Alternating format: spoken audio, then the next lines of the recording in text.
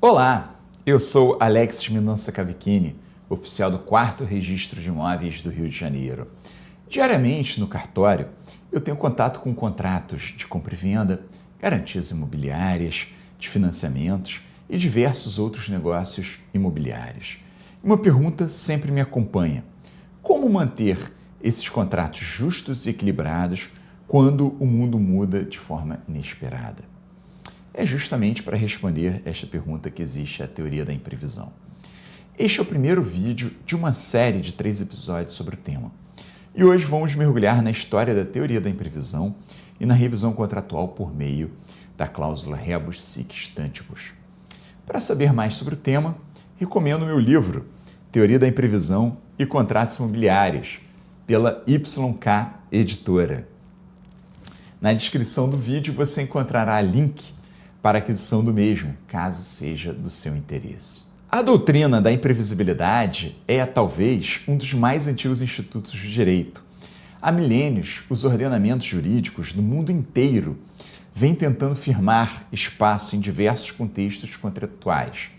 Quaisquer acontecimentos que fossem ligados à natureza, independente de serem eles previsíveis ou não, mas se que abatesse sobre os contratos, eram identificados como como hipótese de caso fortuito ou força maior.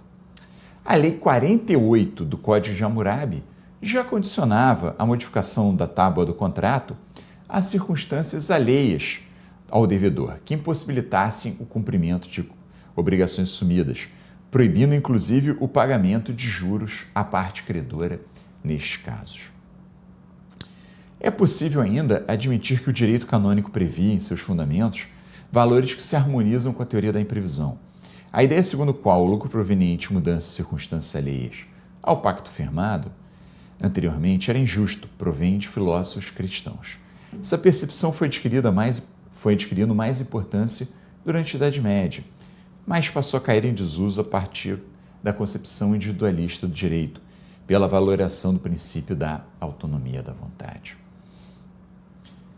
Percebemos que a legislação e os códigos civis do século XIX não se preocupavam em regulamentar a teoria da imprevisão, uma vez que na época foram caracterizados por grande estabilidade política e social.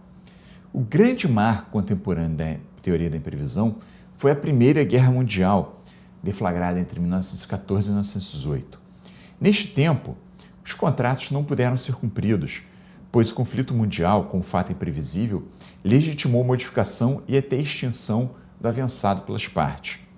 A guerra causou desequilíbrio em contratos de longo prazo, que levou na França à aprovação emergencial da famosa Lei Fallot, de 21 de janeiro de 1918, que permitia a rescisão de contratos realizados antes da guerra devido ao grande impacto financeiro de sua execução. Dessa maneira, no plano legislativo, a teoria da imprevisão restou positivada, sendo a Lei Fallot a primeira aplicação legislativa da teoria da imprevisão. O artigo 2º da referida lei determinou que os contratos e negócios jurídicos poderiam ser rescindidos se, por causa da guerra, o cumprimento implicasse uma obrigação ou acarretasse um prejuízo que superasse as previsões razoavelmente possíveis à época de conclusão do contrato. Pois bem, ao se consolidarem um contrato, as partes atraem para si a obrigação de cumprimento das cláusulas ali formalizadas, desde que essas não conflitam com a lei ou com os princípios básicos contratuais. Conclui-se, então, que a consequência natural de qualquer contratação é a obrigatoriedade do cumprimento regular dos pactos. A justificativa da existência do contrato, desde o seu nascimento, apoia-se numa lógica elementar. Exceto os casos fortuito e de força maior, seu único sentido sempre foi o integral cumprimento. A cláusula rebus sic stantibus, em linhas gerais, significa que as cláusulas contratuais serão válidas desde que preservadas as condições estabelecidas anteriormente. Neste caso, pressupõe-se que ocorreram mudanças extraordinárias que impossibilitem o cumprimento das obrigações. Neste caso, o contrato poderá sofrer revisão de modo que torne possível a sua concretização. Pelo princípio da obrigatoriedade, ou pacta sunt servanda, as partes se comprometem a respeitar tudo aquilo que foi acordado no contrato. Este princípio é tido como um dos fundamentos que formam a teoria geral dos contratos, previsto tanto no Código Civil brasileiro, como, por exemplo, em outros códigos civis, como o espanhol e outros ainda. Ora, é importante realmente que se verifique até que ponto a força obrigatória dos contratos pode conter equivalência entre as prestações ou em que medida o princípio da pacta sunt servanda pode dar lugar ao equilíbrio das prestações. Ambos os princípios atendem à concepção de justiça, posto que sem força obrigatória nem se poderia falar em contrato. Mas abrir mão do equilíbrio das prestações seria prescindir do controle do conteúdo do contrato e da justiça nas relações contratuais. Mas, levando-se em consideração a ocorrência de um aumento demasiado dos riscos de mercado, dos negócios em geral e da centralização cada vez maior do poder econômico proveniente do complexo sistema econômico mundial, o princípio da força obrigatória dos contratos não pode ser aplicado de forma inflexível. Dessa forma, a impossibilidade de cumprimento de uma obrigação pode ser de natureza física ou material, quando a consecução da prestação não pode ser realizada, e ainda de natureza jurídica, que é quando a própria norma cria óbice à concretização da prestação.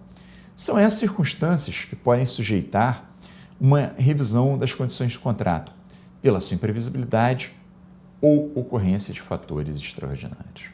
Portanto, estamos falando da rescisão extraordinária por alteração de circunstâncias, onde o término da relação contratual ocorre de forma prematura.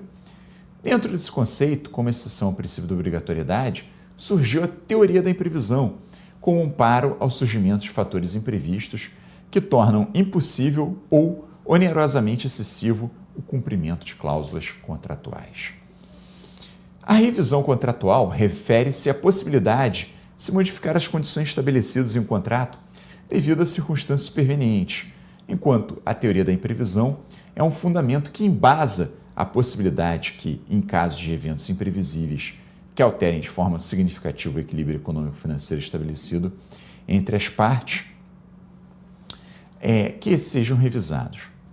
Pela revisão do contrato, tanto melhor pela via consensual extrajudicial, o pacto mantém sua eficácia e utilidade, cumprindo os fins para os quais foi acordado originalmente, subsumindo-se ao conteúdo jurídico do princípio da conservação dos contratos, que é a produção de sua execuibilidade.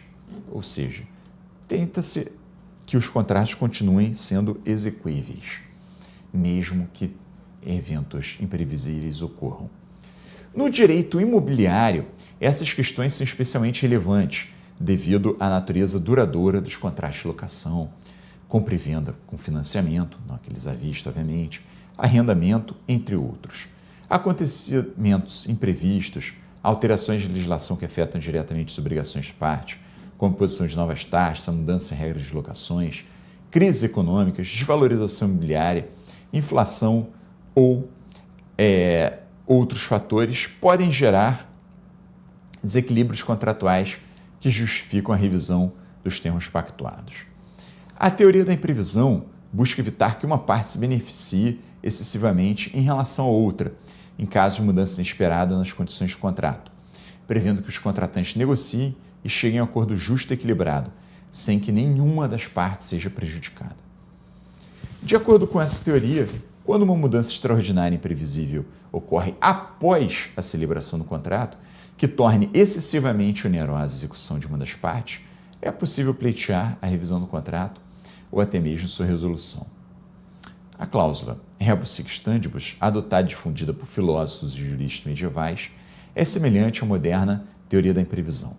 Em outras palavras, uma flexibilização do princípio da pacta sunt servanda quando sobrevierem circunstâncias excepcionais, imprevistas e inevitáveis, provocadoras de asfixia de ao menos uma das partes. O princípio da pacta sunt servanda não deve ser utilizado para abusos na relação contratual, devendo estar em equilíbrio com os demais princípios existentes no direito. Assim, não bastaria se ater aos direitos e deveres constantes do contrato, mas que as prestações se apresentem como proporcionais, de modo a caracterizar a reciprocidade entre as prestações. Portanto, pense que a revisão contratual é uma solução viável e eficiente para proteger os contratantes de fatos eventuais, alheio à vontade das partes e que acometa de desequilíbrio o contrato, impedindo o cumprimento de prestações. Deste modo, a parte que pretende a modificação precisa demonstrar que realmente foi caracterizada a imprevisibilidade e excessiva onerosidade diante das novas circunstâncias. Nunca é cansativo lembrar que a revisão, assim como qualquer ato contratual, exige o caráter de boa-fé, sendo a forma mais justa de solucionar equitativamente os interesses de todas as partes envolvidas. Para concluir, a teoria da imprevisão é uma prova que o direito contratual brasileiro evoluiu. Evoluiu de um modelo rígido, baseado apenas no cumprimento literal dos contratos, para um modelo que reconhece a realidade e entende que, por vezes, é necessário reequilíbrio contratual por meio de sua revisão. No próximo vídeo, vamos falar a respeito de outra teoria que trata da imprevisão, a teoria da perda da base objetiva dos negócios jurídicos. Muito obrigado por me acompanhar até aqui e até a próxima aula.